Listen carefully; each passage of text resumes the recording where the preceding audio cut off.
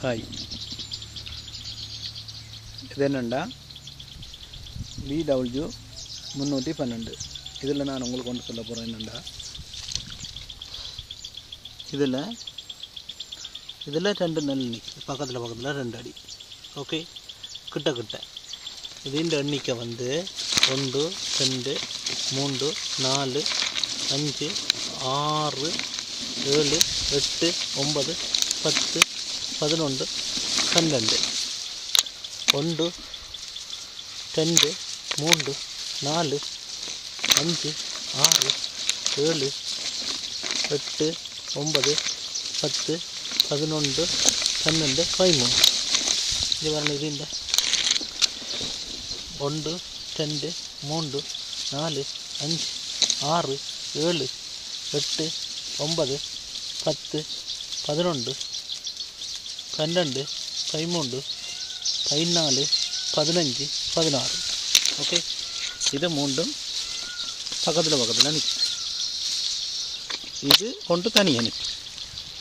இதில் 1 2 3 4 5 6 7 8 9 10 11 12 13 14 15 16 17 18 19 20 21 22 23 24 25 26 27 28 29 30.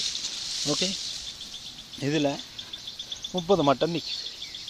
இது வந்து பக்கத்தில் நிற்குது. இவர் 2 பேருக்குமான இடைவெளி வந்து ஒரு 3 இன்ச்சு.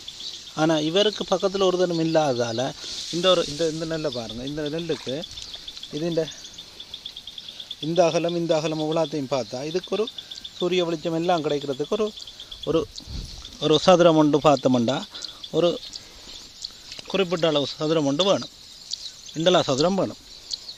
இந்தளா சதுரம் வேண்டா இது இந்த அகலம் வந்து ஒரு சான் அண்டலம் வருது. குறைஞ்சது 6 இன்ச்சு 7 இன்ச்சு வேணும். அப்போ ஒரு 7 இன்ச்சுக்கு 8 இன்ச்சுக்கு ஒரு நெல் உண்டு. ஒவ்வொரு நெல் நிற்க மாட்டா. இந்த இனத்தை பொறுத்த வரைக்கும் ஒரு 6லேருந்து 8 இன்ச்சுக்குள்ளே ஒவ்வொரு நெல்லும் நிற்க மாட்டா. இது இப்படி 30 மட்டும் படித்து வரும். இப்படி பக்கத்தில் நின்றா 12 15 மட்டும்தான் படிக்கும். ஏண்டா இதுக்கு வந்து எடுக்கக்கூடிய சாப்பாட்டின் அளவு காணாது, இதுகள் காணாது. அதால் இது 10 12 மட்டும்தான் படிக்கும். ஆனால் இது வந்து ஒரே அடியாக 30 மட்டும் படிக்கும். இப்போ எங்களுக்கு இங்கே 3 நெல் தேவை, இங்கே ஒரு நெல் காணும். அப்போ நாங்கள் 30 கிலோ விதைச்சோம்னா இங்கே 10 கிலோ காணும். இங்கே இது மட்டம் படிக்காமல் 60 கிலோ விதைச்சோம்னா இங்கே எங்களுக்கு மட்டம் படிச்சுச்சேன்டா அதே இது 10 கிலோ காணும். இதுதான் இங்கே இருக்கிற வித்தியாசம். இங்கே நாங்கள் என்னென்றா நெல்லை குறைச்சி விதைச்சி 5 விதைச்சி விளைச்சல் வருமென்று பார்க்குறோம். ஆனால் 5ன்றது ஆக 5 போகக்கூடாது. அதுக்குரிய இடைவெளியை கணக்காக கொடுக்கணும்.